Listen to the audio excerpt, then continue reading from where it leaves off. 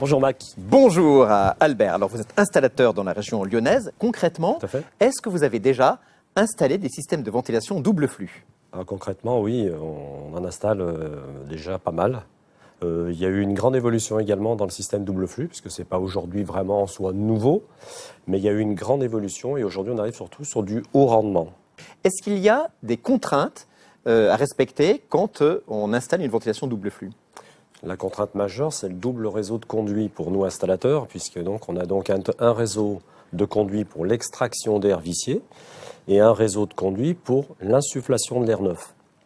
Donc double réseau, double contrainte de passage dans les faux plafonds, par exemple. C'est généralement dans les faux plafonds qu'on fait passer les réseaux? Oui, principalement dans les faux plafonds, puisqu'il faut rester dans des volumes chauffés pour avoir le meilleur rendement possible. C'est une des contraintes. On pourrait passer en comble perdu avec des gaines isolantes, mais le rendement est moins bon. Donc on reste toujours dans les volumes chauffés en faux plafond. C'est l'idéal. Alors, le faux plafond, c'est très bien, mais le problème, c'est que vous avez un tube qui va faire entre 6 ou 8 cm, donc ça vous enlève un peu de hauteur de plafond? Évolution des matériels, et aujourd'hui on a des gaines extra plates, très solides, extra plates, et qui sont facilement mises en œuvre puisqu'elles sont relativement souples. C'est ce qu'on voit là, la section n'est plus ronde, elle est aplatie. Tout à fait, avec une hauteur d'environ 5 cm. On gagne combien de centimètres par rapport à un tuyau rond, une gaine ronde? Eh bien, par exemple, l'équivalence serait sur une gaine de diamètre 80. Donc déjà, on gagne facilement 3 cm, et surtout, on a une solidité qui est plus importante, sans accessoires notoires pour faire une installation. C'est tout nouveau, c'est révolutionnaire ça, non? Oui, c'est tout nouveau. Alors revenons à l'échangeur thermique, Oui. donc qui est le cœur du système. Où est-ce qu'on l'installe? Dans le garage?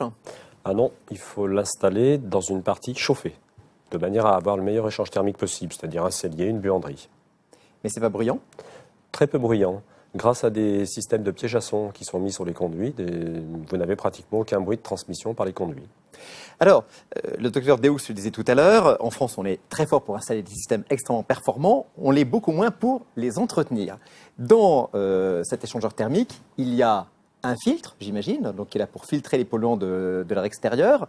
Il faut le changer à intervalles réguliers. Est-ce que c'est compliqué? Ce n'est pas très compliqué en fait, c'est à la portée de tout le monde en fait. L'utilisateur peut entretenir lui-même sa centrale. Par contre, effectivement, le filtre est à remplacer et pas à nettoyer si on veut garder son efficacité maximale. Il faut le remplacer tous les combien? En moyenne, une fois par an. Les deux, hein, puisque donc on a deux filtres. On a un filtre sur l'arrivée d'air neuf et un Pour filtre. filtrer Tout à fait. les polluants. Tout à fait. Et il y a un filtre aussi pour l'air vicié? Oui. Ça veut dire qu'on veut rendre un air propre à l'extérieur? Pourquoi? Alors, on ne veut pas rendre l'air propre à l'extérieur, on veut surtout ne pas encrasser l'échangeur. On peut regarder, c'est facile à enlever? On Oui, peut, regarde, tout à on fait. peut voir comment on fait pour changer les filtres? Tout à fait. La façade se déclipse. C'est un système de clip, tout simplement. C'est très léger. C'est très léger. Et ensuite, on a accès directement aux deux filtres qui se trouvent ici. Donc ici, il suffit de tirer son filtre et on a accès principalement au filtre. C'est aussi bête que ça. Et ça, Tout c'est à un fait. geste qu'on Très fait simple. une fois par an. On change. Ça, c'est le filtre pour l'air entrant. Celui-ci, c'est l'air extrait. C'est l'air extrait. Tout à fait. Et c'est pareil, le plus j'imagine, petit. pour l'air du dessous. C'est le plus petit des deux. Et ensuite, ici, vous avez pour l'air, donc, l'arrivée d'air neuf. Je vais peut-être pas le sortir complètement, mais qui lui est beaucoup plus long puisqu'il va chercher l'arrivée d'air neuf qui est tout au fond. Voilà le filtre sur l'arrivée d'air neuf, vous voyez, qui est quand même plus conséquent que le premier. Puisque c'est quand même celui qui, aujourd'hui, C'est le va filtre. filtrer l'air. C'est le filtre essentiel. Tout à fait. Voilà. Et donc, vous voyez, qui se remet tout simplement sur sa glissière et qui vient se clipser. Très belle démonstration de Monsieur Barrios. Voilà. Donc, c'est pas bruyant, ça a l'air, vous venez d'en apporter la démonstration extrêmement facile d'entretien.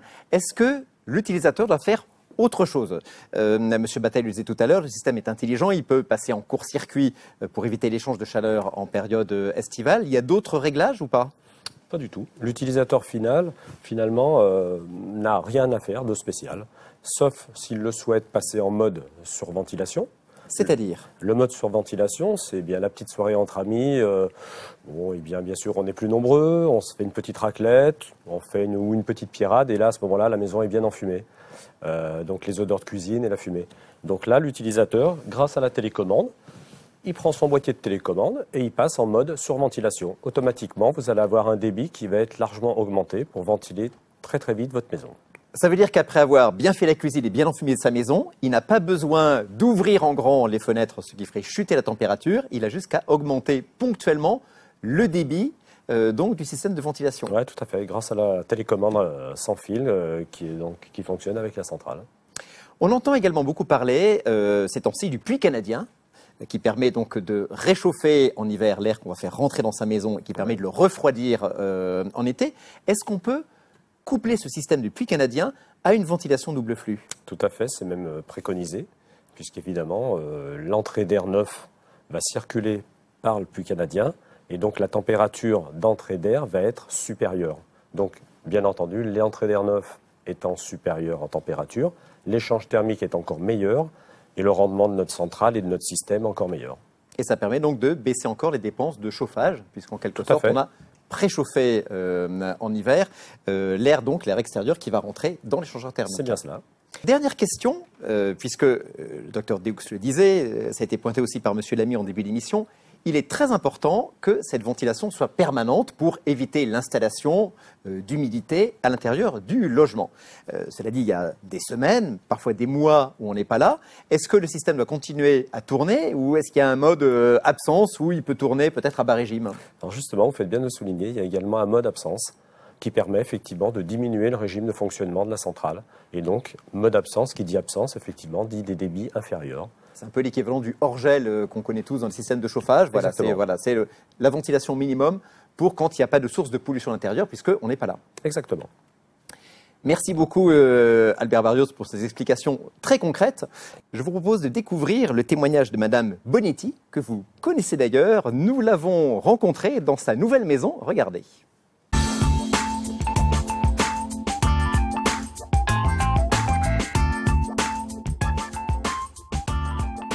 Alors on a fait installer un système double flux de Olix dans notre maison parce qu'on avait des amis qui avaient construit une maison neuve. Ils nous ont dit que vraiment ils n'avaient aucun souci, que c'était très agréable pour la vie de tous les jours. Donc on a décidé d'en faire installer un pour ça et en plus on a eu d'autres points de vue, d'autres personnes, des professionnels qui nous ont dit la même chose. Alors ça fait 1 mois qu'on habite dans la maison. Et donc, pour la vie de tous les jours, c'est super parce que, par exemple, quand on a eu des températures de -15, comme il y a 15 jours, par exemple, ça évite d'ouvrir les fenêtres pendant une demi-heure, comme on le fait dans une maison sans ce système-là. C'est super aussi quand on fait des repas, par exemple, où il y a des odeurs qui restent, comme la raclette, des choses comme ça. On a fait l'expérience l'autre jour, on avait fait une raclette avec des amis. Et donc, on a mis le booster en marche.